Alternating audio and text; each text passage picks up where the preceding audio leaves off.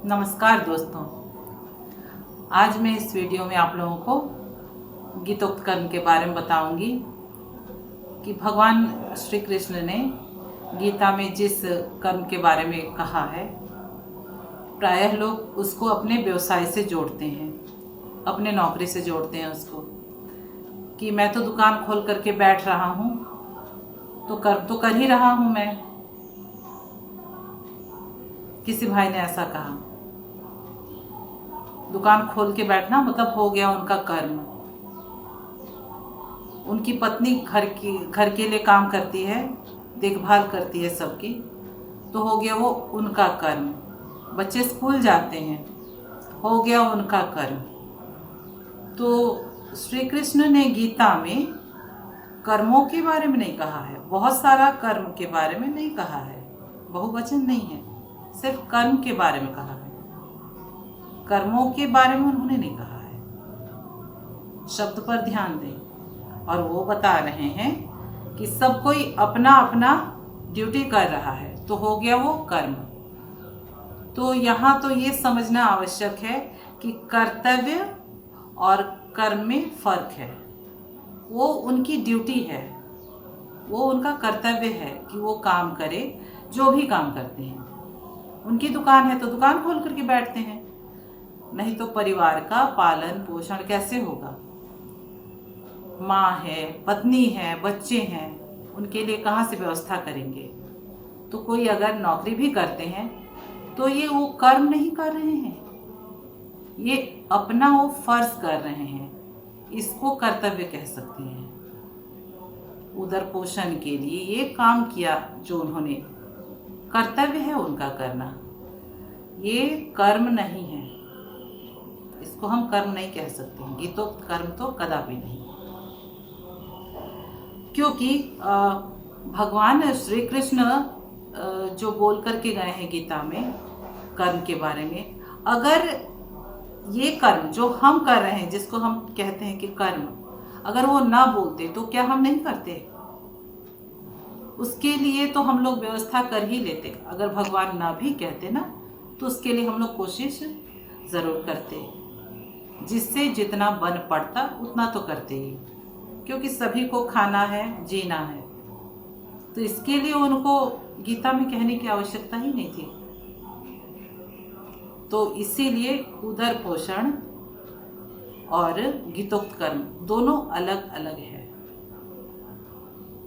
और अगर हम सोचते हैं कर्तव्य कर लिए अपना, जो भी हमारा सांसारिक दायित्व है, हो गया अपना कर्म, इतना से ही सब कुछ हो जाएगा, मोक्ष मिल जाएगा, ऐसा नहीं है। दोबारा मनुष्य जन्म मिले, इसमें भी संदेह है। हो सकता है हम दोबारा मनुष्य जन्म ना पाए, ऐसा भी हो सकता है। हम लोगों को ये मानवता नहीं मिला इसीलिए, ताकि हम गीतोक्त कर्म को संपादित करें, कम से कम 2 कदम चले, ताकि अगले जन्म में फिर तीसरा ही कदम पड़े। देखिए भगवान की व्यवस्था कि अगले जन्म में हम तीसरा कदम रखेंगे, फिर से पहला कदम दूसरा कदम नहीं चलेंगे, 2 कदम चल के रखे हैं तो वो हमारा डिपॉजिट रहा।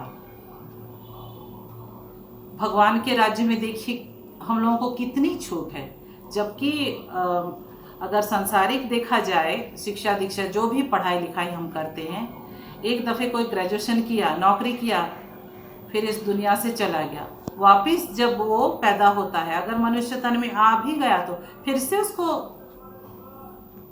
पहली कक्षा से स्टार्ट करना रहता है पढ़ाई लिखाई। ये नहीं कि पिछले जन्म में ग्रेजुएट था तो अब मास्टर्स करेगा, ऐसी व्यवस्था नहीं है। तो ये सांसारिक कर्तव्य कर्म, ये सब जिसको लोग बोल रहे हैं कर्म कर्तव्य को, ये ज़्यादा कठिन है। और भगवान के राज्य में ज़्यादा सुविधा है और ज़्यादा आसानी पड़ता है हम लोगों को सब कुछ करना, लेकिन फिर भी हम लोग इससे दूर ही रहना चाहते हैं या इसको शुरू नहीं करना चाहते हैं, जबकि करना चाहिए, दोबारा हमें मानवता मिले। इसीलिए हम एक बेहतर मानव बन के अपने कर्तव्य को पूरा करें। इसके लिए जब तक उस कर्म को नहीं करेंगे ना, सामने वाले की भावनाओं को भी हम तरीके से समझ नहीं पाएंगे, बारीकियों को इतना हम पकड़ ही नहीं पाएंगे।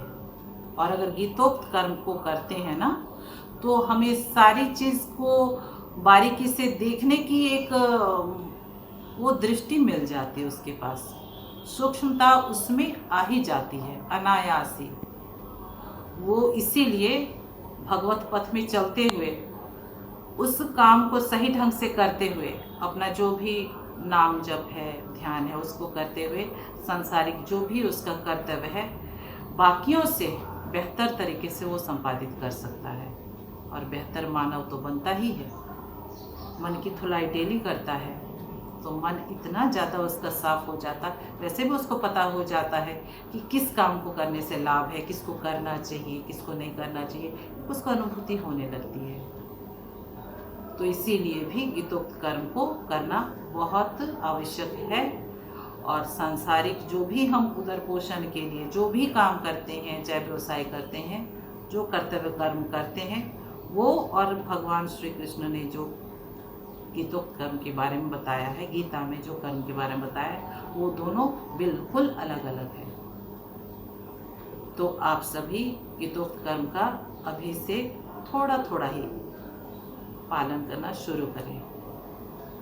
सुबह शाम 10-10 मिनट ही सही आसन में बैठे, कोई एक नाम, ओम राम शिव जो आपको पसंद है उसको जाप करना शुरू कीजिए। आज के लिए इतना ही। धन्यवाद।